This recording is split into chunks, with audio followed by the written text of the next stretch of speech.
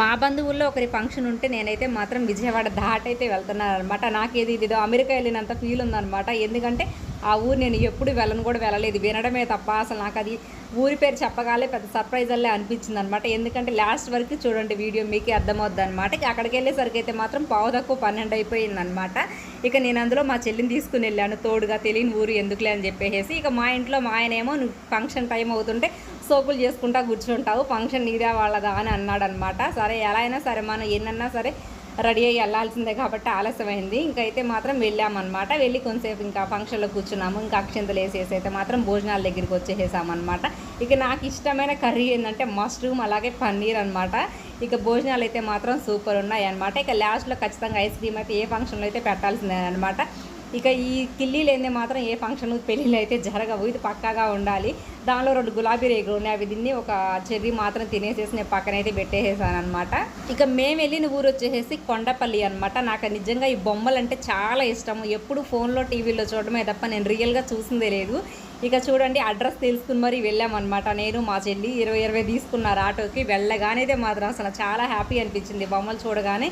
ఇక లోపలికి వెళ్ళైతే మాత్రం అన్నీ చూస్తున్నాను అన్న, బొమ్మలు చూస్తానని అంటే చూడమ్మా అన్నారు. ఇక నేనైతే మాత్రం ఒకటి కొనుక్కున్నాను అనమాట.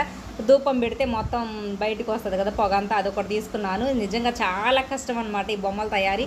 ఈ అన్న వాళ్ళే సొంతంగా తయారు చేస్తారంట, షాపు వీళ్ళకి ఉందన్నమాట, ఓన్ అనమాట. చూడడానికైతే మాత్రం కళ్ళు చెదిరిపోతున్నాయి, బొమ్మలు అంత అందంగా ఉన్నాయి. చిన్ని వస్తువులు సెట్ వచ్చేసేసి 1000 రూపాయలంట. చిన్ని కత్తిపీట, నాన్ స్టిక్ ప్యాన్ లాగా అట్లా ప్యాన్, ఇదేమో పోయి అనమాట.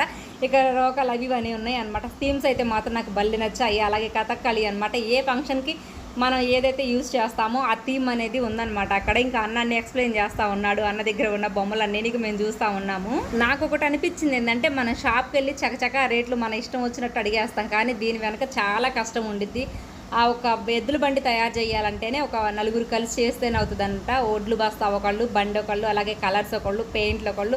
అన్న చెప్తా ఉంటే అబ్బా అని అనిపించింది నాకైతే మాత్రం. ఇక కత్తి కూడా తీసుకున్నాను, యుద్ధానికి సిద్ధం అన్నట్టు. ఇది బాహుబలి కత్తి, పిల్లలకైతే బాగుండేది సరదాగా అలా ఆడుకోవడానికి.